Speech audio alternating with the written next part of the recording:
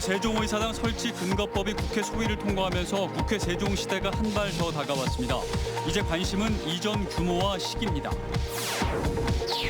김부겸 국무총리가 청주의 한 초등학교를 찾았습니다. 학교 현장의 애로사항을 듣고 전국적으로 10,000명의 방역 인력을 추가로 배치하겠다고 밝혔습니다. 음식물 쓰레기통에서 발견된 신생아를 돕기 위해 각계에서 힘을 모으고 있습니다.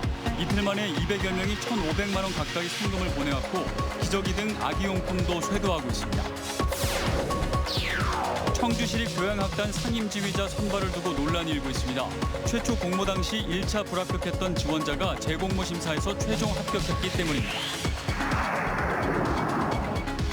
여러분 안녕하십니까. CJB 8시 뉴스 시작합니다. 국회 세종의사당 설치 근거법이 여야 합의로 국회 소위를 통과하면서 국회 세종시대 개막이 가시권에 들어섰습니다. 이제 이전할 국회 규모와 시기, 남은 절차에 관심이 쏠리고 있습니다. 구준혜 기자입니다. 여야가 합의한 국회 세종의사당 설치법은 운영위 전체 회의와 법사위, 본회의 절차가 남아 있습니다. 양측이 큰 이견이 없는 만큼 다음 달 본회의를 무난히 통과할 걸로 점쳐집니다. 가능한 최단 시간에 할 겁니다. 의지를 저의 뜻을 확고하게 여야 지도부에 밝혔습니다. 필수적 절차를 밟지만 어떤 이유로도 뒤로 밀리지 않도록 노력할 겁니다. 이제 관심은 이전 규모와 시기입니다. 양당은 수정안에 세종의사당의 설치와 운영, 그 밖에 필요한 사항을 국회 규칙으로 정하고 부대 의견으로 국회 사무처가 의사당 건립에 관한 기본 계획을 조속히 수립하도록 명시했습니다. 국회 사무처가 마스터 플랜을 짜면 여야가 추가 논의를 거쳐 세부 내용을 확정할 것으로 보입니다. 이전 시기와 관련해 이춘희 세종시장은 설계 기간 2년, 공사 기간 3년으로 의사당 완공까지 5년 이상 걸릴 것으로 내다봤습니다. 이전 규모는 용역 결과를 참고할 것으로 보입니다.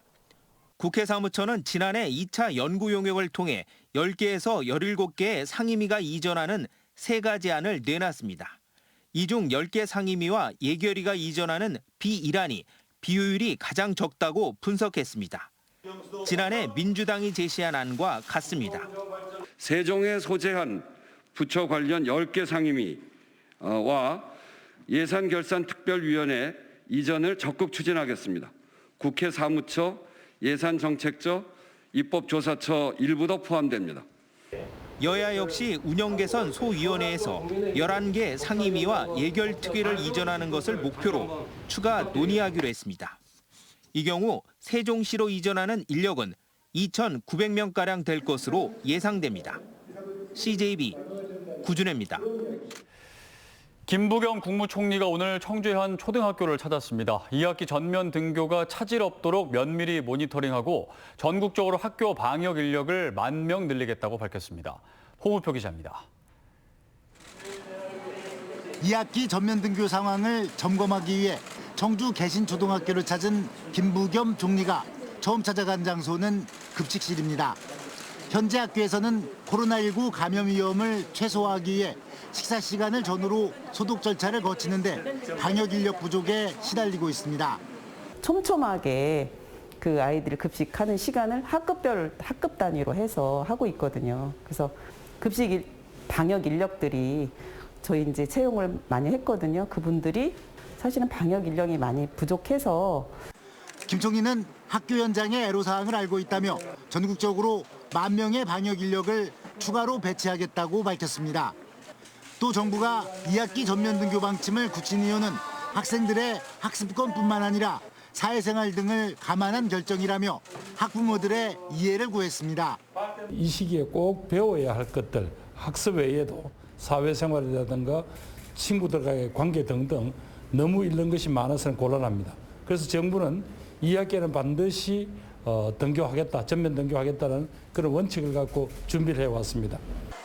학교 감염 위험이 다른 감염 경로보다 훨씬 낮다는 점도 고려됐습니다. 이런 정부의 방침에 따라 충청북도 교육청도 강화된 방역 조치를 거쳐 2학기 전면 등교에 들어갔습니다. 시차 운영제 같은 거를 해서 소규모 학교는 물론이고 좀 큰 학교도 그 학교가 가장 안전한 공간이다라고 하는 취지하에 아이들을 맞을 대책을 작작 그렇게 해나가서 김 총리는 12세 이상 학생들에 대한 백신 접종은 해외 사례 등을 참조해 결정하겠다고 말했습니다. CJB 홍표입니다. 식당 음식물 쓰레기통에서 극적으로 발견된 신생아를 돕기 위해 각계에서 힘을 모으고 있습니다. 기적처럼 발견돼 목숨을 건진 만큼 아기의 양육은 이제 우리 사회의 책임이 아닐까 싶습니다. 조상우 기자입니다. 지난 주말 새벽 청주시 가경동의 식당 음식물 쓰레기통에서 탯줄이 달린 신생아가 발견됐습니다. 식당은 석 달 동안 영업을 하지 않아 음식물통을 들춰보는 이가 없었는데 깜깜한 새벽 이곳을 지나던 행인이 고양이 울음 같은 소리를 듣고 열어본 것입니다. 아기를 유기한 친모는 구속됐고 아기는 충북대 병원으로 옮겨져 15cm나 되는 상처를 꿰매는 등 치료를 받고 있습니다. 아기의 딱한 처지에 청주시가 발벗고 나섰습니다. 출생신고에 시일이 걸리는 만큼 우선 사회복지 전산관리번호를 부여해 의료비를 지원하기로 결정했습니다. 사회복지 전산관리번호를 취득하면요. 생계급여하고 의료급여를 받을 수 있는데 이를 통해서 저희가 의료비 지원을 받게 할 수 있습니다. 아기를 치료 중인 충북대 병원은 사회복지 공동모금회와 연계해 치료비 후원 계좌를 개설했습니다. 하루 만에 210여 명이 1,465만 원의 성금을 보내왔고 기저귀 등 아기 용품도 쇄도하고 있습니다. 정말 많은 분들이 도와주셔서 아이가 정말 잘 치료받고 갈 수 있게끔 저희로서는 정말 최선을 다할 수 있는 그런 여건들이 마련해졌다고 생각이 듭니다. 청주시는 아기가 퇴원하면 가정위탁이나 보호시설에서 우선 아기를 돌본 뒤 양육 방안을 검토해 나가기로 했습니다. 가혹한 운명을 안고 태어난 아기가 건강하고 꿋꿋하게 자라날 수 있도록 우리 사회에 지속적인 관심이 절실합니다. CJB 조상우입니다. 최근 청주 시립교향악단 상임지휘자 선발을 두고 지역 음악계가 반발하고 있습니다. 최초 공모 당시 1차 불합격했던 지원자가 재공모 심사에선 최종 합격했기 때문인데요. 진정 공정한 심사였냐 논란이 일고 있습니다. 안정은 기자입니다. 청주시는 지난 3월 청주시립교향악단 예술감독 겸 상임지휘자를 공개 모집했습니다. 1차 서류 심사를 통과한 사람은 3명. 하지만 청주시는 2차 면접 결과 적격자가 없다며 재공모를 진행했습니다. 그런데 지난 19일 발표된 최종 합격자를 두고 공정성 논란이 일고 있습니다. 3월 첫 공모 당시 1차 서류 전형부터 탈락했던 A씨가 7월 재공모 심사에서 최종 합격한 겁니다. 일각에서는 지난 3월부터 이미 이런 결과를 예측했다고 말합니다. 기밀 유지를 한다고 그래놓고선 이번에 되신 분 측근들이 심사위원들한테 연락을 해서 잘 봐달라고 직접 연락을 했고요. 하지만 청주시는 심사 과정에 문제가 없다는 입장입니다. 재공모 당시 지원자들이 서류를 보강해 다시 제출했고 심사위원도 새로 구성됐기 때문에 3월 공모와 심사 결과가 달라질 수 있다는 겁니다. 다만 2차 면접 후 적격자를 가려내는 것은 지자체 재량으로 선정 기준은 공개할 수 없다고 밝혔습니다. 지역 음악계에서는 청주시의 설명을 납득할 수 없다며 이럴 거면 차라리 처음부터 상임 지휘자를 초빙하지 그랬냐는 반응이 나오고 있습니다. 굳이 이렇게 악수를 둘 필요가 있나. 공정을 가장을 해서 내가 공정하게 지휘자를 뽑는다고 해서 공모를 해놓고 실제로 과정이나 결과에서 이거 공정하지 않았던 것 같다. 청주시립교향악단을 둘러싼 공정심사 논란 속에 차기 상임지휘자의 임기는 다음 달 시작됩니다. CJB 안정은입니다. 이슬람 무장단체인 탈레반에 장악돼 국시와 혼란에 빠진 아프가니스탄인 380여 명이 내일 국내로 이송됩니다. 현지에서 한국을 도왔던 조력자들인데요. 임시 수용지는 지난해 중국 우한 교민들을 수용했던 진천 국가공무원 인재개발원입니다. 조용강 기자입니다. 아프가니스탄 현지인 380여 명이 내일 진천 국가공무원 인재개발원에 임시 수용됩니다. 탈레반에 장악되기 전 아프간 현지에서 한국 정부를 도왔던 공관 직원과 현지 병원 의료진, 파병 한국군 조력자와 가족들입니다. 입국자 중에는 어린이 100여 명도 포함됐습니다. 이들은 한국 정부가 투입한 군 수송기 3대에 나눠 타고 국내로 들어와 6주에서 최대 8주간 진천에 머물게 됩니다. 많은 인력이 투입돼가지고 아마 준비를 하고 있는 걸로 알고 있어요. 이제 식사라든가 방역이라든가 그다음에 경비라든가. 지난해 1월 중국 우한 교민들에 이어 다시 아프간인들이 들어온다는 소식에 진천 군민들의 우려도 터져나왔습니다. 전날 오후 늦게 통보를 받은 진천군은 방역과 지역 이미지 훼손 등 각종 우려 사항을 정부에 전달했습니다. 정부는 법무부 차관과 국무조정실 1차장을 진천으로 보내 인도적 차원의 임시 수용이라는 점을 강조하며 주민들의 양해를 구했습니다. 6주 후에 이분들이 정말 이동을 하는 건지, 그리고 6주 동안 경찰 병력이 거기 상주에 있으면서 계속 순찰을 보시고 하시는 건지, 그리고 왜 나올 수가 없습니다. 제한돼 있고요. 경찰 일개 기동대가 24시간. 정부는 이번 입국자들은 난민이 아닌 특별 공로자 자격으로 입국하게 되며 현지 사정이 안정될 때까지 국내에 머물 수 있는 장기 비자가 발급된다고 밝혔습니다. CJB 최윤광입니다.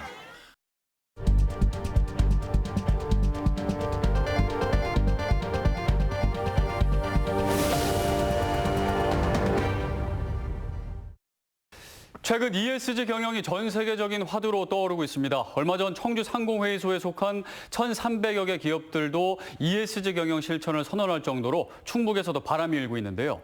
ESG는 환경과 사회, 지배구조의 영어 앞글자를 딴 약자로 ESG 경영이란 기업이 경영을 할 때 친환경적이면서 사회적 책임을 다하고 지배구조도 투명하게 해야 한다는 경영 철학을 말합니다.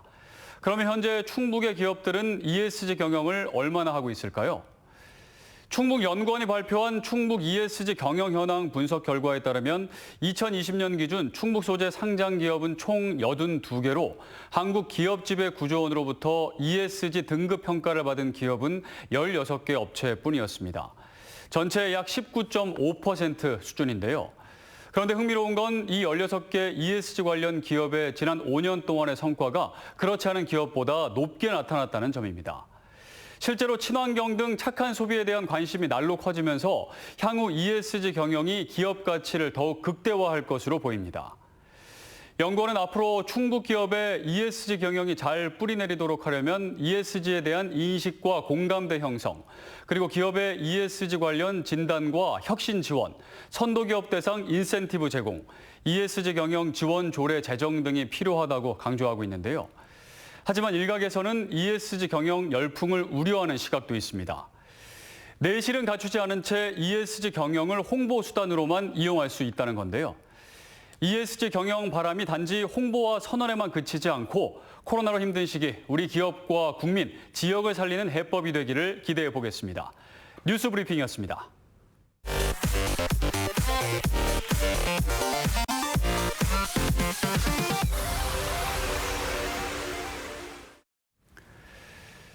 충청북도가 5,664억 원 증액한 2회 추가 경정 예산안을 편성해 의회에 제출했습니다. 주요 증액 예산은 상생국민지원금 3,192억 원을 비롯한 코로나 대응 자금이 전체 70%로 가장 많고 지역경제 회복에 463억 원, SOC와 재해복구에 679억 원을 투입합니다.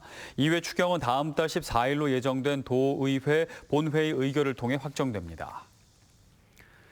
청주시 내덕 이동 일부 주민들은 시청에서 기자회견을 갖고 우암산 둘레길 조성 사업에 반대했습니다. 주민들은 3.1공원에서 우암 어린이회관 4.2km 구간을 일방 통행으로 바꿀 경우 출퇴근길 불편과 주변 교통량의 증가를 초래할 것이라고 주장했습니다. 또 주차장 확보 없는 둘레길 조성으로 인근 주택가는 주차 문제에 직면할 것이라고 밝혔습니다. 대한건설협회 충북도회가 새 사옥으로 쓸 충청북도 건설회관이 오늘 준공됐습니다. 충북건설회관은 현재 문화동 사옥 노후화와 주차난을 해결하고 협회 수익 사업을 펼치기 위해 청주시 용암동 외곽순환도로 인접한 곳에 지어졌습니다. 윤현우 충북건설협회 회장은 새 회관에서 미래 건설 사업 100년 대계의 기반을 다지고 회원사들의 복리 증진을 위한 재원 마련에 최선을 다하겠다고 밝혔습니다. 소상공인연합회 청주시회는 오늘 온라인 발대식을 갖고 본격 업무에 들어갔습니다. 신인숙 청주시회 신임회장은 취임사에서 코로나19로 존폐 위기에 서 있는 소상공인이 어려움을 극복할 수 있도록 혼신의 힘을 다하겠다고 말했습니다. 도지사직 인수위원회 설치 운영의 법적 근거가 될 조례안이 다음 달 임시회에서 논의됩니다. 도지사직 인수위는 당선이 결정된 데부터 설치할 수 있고 위원은 20명 이내로 했으며 활동 경과와 예산 사용은 도청 홈페이지에 공개하도록 했습니다. 조례안이 통과되면 내년 6일 지방선거에 당선된 도지사는 조례 범위 안에서 인수위를 운영할 수 있게 됩니다. 일반 재정지원 대학에서 탈락한 괴산 중원대가 교육부에 재진단을 요청했습니다. 중원대는 정량 진단과 달리 정선 진단에서는 48점 만점에 37.4점을 받았다며 명확한 근거를 제시해달라는 입장을 내놨습니다. 공간 협소로 어려움을 겪어온 충북 중장년 일자리 희망센터가 청주 송정동 스마트 직지타워로 확장 이전했습니다.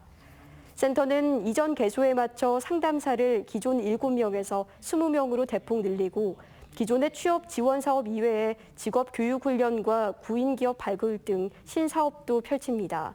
또 교육 공간과 회의실, 상담실도 새로 갖췄습니다. 제천시가 지역과 대학의 중장기 상생 발전 전략을 논의하고 정책 사업 발굴을 위한 시정 공감 토론회를 개최했습니다. 이번 토론은 제천시와 제천시 의회, 세명대학교 시민이 함께 참여해 주택 공급 계약과 인구 유입 방안 등 10건의 정책 제안에 대한 각종 의견을 나눴습니다.